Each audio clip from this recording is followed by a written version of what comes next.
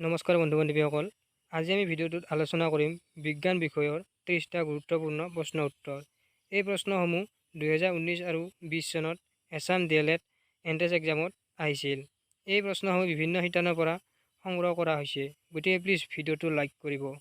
আৰু এছাম SCRT DLEDৰ বিভিন্ন প্ৰশ্ন উত্তৰৰ ভিডিঅ' তলৰ ডিছক্ৰিপশ্যন বক্সত লিংক দিয়া আছে, তাত গৈ আপোনালোকে সেই ভিডিঅ'বোৰ চাব পাৰে। গতিকে অকণো সময় নষ্ট নকৰি ভিডিঅ'টো আৰম্ভ কৰোঁ আহক। প্ৰথম কুৱেশ্যনটো হৈছে মানৱ দেহৰ ক্ৰমজোমৰ সংখ্যা কিমান? ইয়াৰ অপশ্যন দিয়া আছে ক 46 ডাল, খ 40 ডাল, গ 42 ডাল। ইয়াৰ শুদ্ধ উত্তৰ হ'ব অপশ্যন ক, মানৱ দেহত 46 ডাল ক্ৰমজম আছে। 2 নং কুৱেশ্যনটো হৈছে সালোক সংশ্লেষণৰ ফলত বতাহত কি গেছৰ পৰিমাণ বাঢ়ে? ইয়াৰ শুদ্ধ উত্তৰ হৈছে অপশ্যন ক, অক্সিজেন। সালোক সংশ্লেষণৰ ফলত অক্সিজেন গেছ বাঢ়ে। তৃতীয় কুৱেশ্যনটো হৈছে মানৱ দেহত কি গ্ৰুপৰ তেজ থাকিলে সকলো গ্ৰুপৰে তেজ গ্ৰহণ কৰিব পাৰে?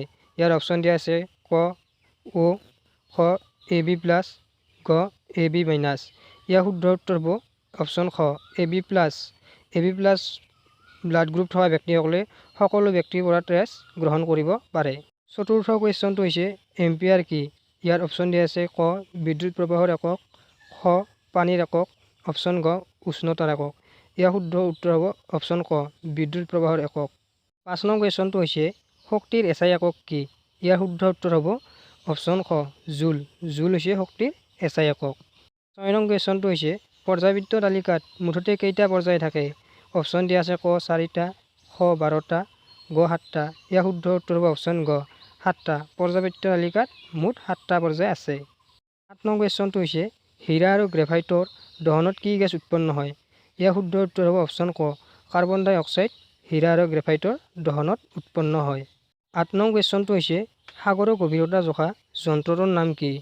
ইয়াৰ শুদ্ধ উত্তৰ হ'ব অপশ্যন 2 ফেডোমিটাৰ হৈছে সাগৰৰ গভীৰতা জোখা যন্ত্ৰ। নেক্সট কুৱেশ্যনটো হৈছে গাখীৰৰ বিশুদ্ধতা জোখা যন্ত্ৰটোৰ নাম কি? ইয়াত অপশ্যন দিয়া আছে বেৰস্কোপ, বেৰোমিটাৰ, এনিমোমিটাৰ আৰু লেক্টোমিটাৰ। ইয়াৰ শুদ্ধ উত্তৰ হ'ব অপশ্যন 4 লেক্টোমিটাৰ। লেক্টোমিটাৰ হৈছে গাখীৰৰ বিশুদ্ধতা জোখা যন্ত্ৰ। নেক্সট কুৱেশ্যনটো হৈছে সকলো শক্তিৰ উৎস কি? অপশ্যন ক সূৰ্য, খ বতাহ, গ পানী। ইয়াৰ শুদ্ধ উত্তৰ হ'ব অপশ্যন খ সূৰ্য। সকলো শক্তিৰ উৎস হ'ল সূৰ্য। নেক্সট কুৱেশ্যনটো হৈছে দিশ নিৰ্ণয় কৰা যন্ত্ৰটোৰ নাম কি? ইয়াৰ উত্তৰ হ'ব অপশ্যন 2 কম্পাছ। কম্পাছ হৈছে দিশ নিৰ্ণয় কৰা যন্ত্ৰ। নেক্সট কুৱেশ্যন বিশ্ব পৰিৱেশ দিৱস কোন তাৰিখে পালন কৰা হয়? ইয়াৰ উত্তৰ আমি সকলোৱে জানো 5 জুন তাৰিখে বিশ্ব পৰিৱেশ দিৱস পালন কৰা হয়। নেক্সট কুৱেশ্যন শৰীৰৰ তাপ জোখা যন্ত্ৰটোৰ নাম কি? ইয়াৰ উত্তৰ হ'ব অপশ্যন 4 থাৰ্মোমিটাৰ হৈছে শৰীৰৰ তাপ জোখা যন্ত্ৰ। বায়ুৰ চাপ জোখা যন্ত্ৰটোৰ নাম কি? ইয়াৰ উত্তৰ হ'ব অপশ্যন 2 বেৰোমিটাৰ হৈছে বায়ুৰ চাপ জোখা যন্ত্ৰ। নেক্সট কুৱেশ্যনটো হৈছে এবিধ উৰণীয়া স্তন্যপায়ী প্ৰাণীৰ নাম কি? ইয়াৰ অপশ্যন দিয়া আছে ক বান্দৰ, খ বাদুলি, গ পেংগুইন। ইয়াৰ শুদ্ধ উত্তৰ হ'ব অপশ্যন খ বাদুলি হৈছে এবিধ উৰণীয়া স্তন্যপায়ী প্ৰাণী। নেক্সট কুৱেশ্যনটো হৈছে মানুহৰ শৰীৰৰ কোন অংশত তেজৰ লগত অক্সিজেন যোগ হয়? ইয়াৰ শুদ্ধ উত্তৰ হ'ব অপশ্যন ক হাঁওফাঁওত তেজৰ লগত অক্সিজেন যোগ হয়। নেক্সট কুৱেশ্যনটো হৈছে ৰিক্টাৰ স্কেল কি? ইয়াৰ শুদ্ধ উত্তৰ হৈছে ৰিক্টাৰ স্কেল হৈছে ভূমিকম্পৰ প্ৰাবল্য জোখা যন্ত্ৰ। নেক্সট কুৱেশ্যনটো হৈছে কোন পদাৰ্থৰ পৰমাণুৰ নিউট্ৰন নাথাকে? ইয়াৰ উত্তৰ হৈছে অপশ্যন গ হাইড্ৰজেনৰ পৰমাণুৰ নিউট্ৰন নাথাকে।